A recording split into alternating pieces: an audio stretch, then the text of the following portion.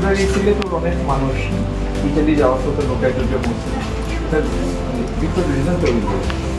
আফগান নাই আশা এগুলোকে ইনভলভ কিন্তু বহু মানুষ লেখাপড়া করিয়া ফ্রাস্ট্রেশন ঢুকে অনেক